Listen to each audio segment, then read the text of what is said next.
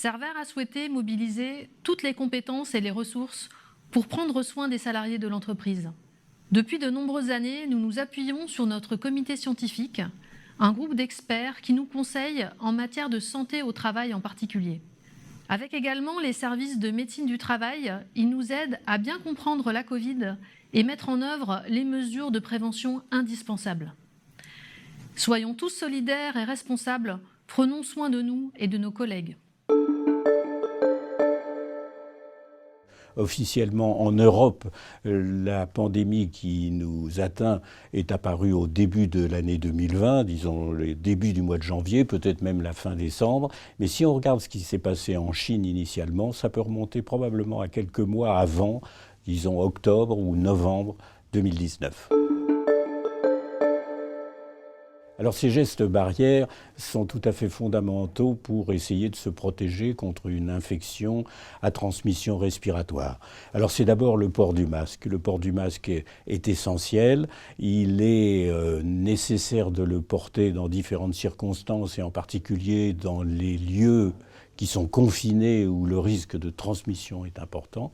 Le masque doit être très bien porté, c'est-à-dire à la fois sur le nez et sur la bouche, et il doit éviter la transmission d'un individu porteur du virus vers d'autres personnes. Le port du masque est complété par les gestes barrières.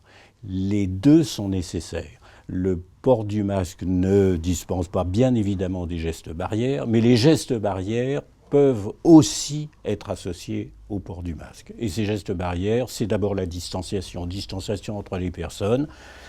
On dit de plus d'1 mètre, plus d'1,50 m, sinon on est en situation de potentialité de contact. C'est-à-dire que si on rencontre un individu qui est à moins d'1 mètre ou moins d'1,50 m, il y a un risque de contamination, ou bien alors un risque si on reste dans une atmosphère confinée pendant plus de 15 minutes.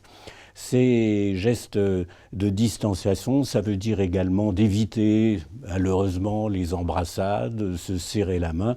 De la distanciation, ça veut dire aussi de se laver les mains. C'est un élément fondamental. Vous me direz que ça devrait être régulièrement enseigné. C'est une très bonne occasion de faire valoir cette nécessité de se désinfecter les mains et de se laver les mains de façon régulière. Éviter de se toucher le nez, la bouche.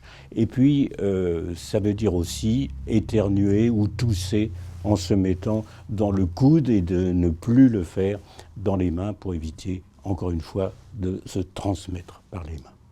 Alors le dernier des gestes barrières, c'est l'utilisation de mouchoirs à usage unique que l'on jette immédiatement dans une poubelle après son utilisation.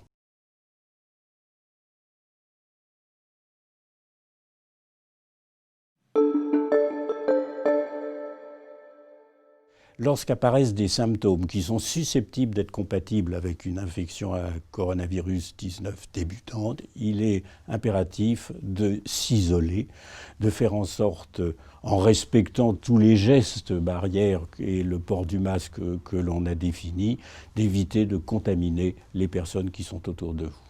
Deuxièmement, c'est là la nécessité de faire un test de détection du virus pour confirmer le diagnostic, et puis bien sûr d'en référer à son médecin traitant pour avoir une consultation et une confirmation du diagnostic. Être informé qu'on est avec une suspicion de cas positifs ou de certitude de cas positifs, il est là aussi nécessaire de, premièrement, respecter parfaitement les gestes barrières, le port du masque, et deuxièmement, c'est également la nécessité, de faire un test pour rechercher la présence du virus, c'est le test PCR, et deuxièmement, de s'isoler jusqu'à résultat de ce test.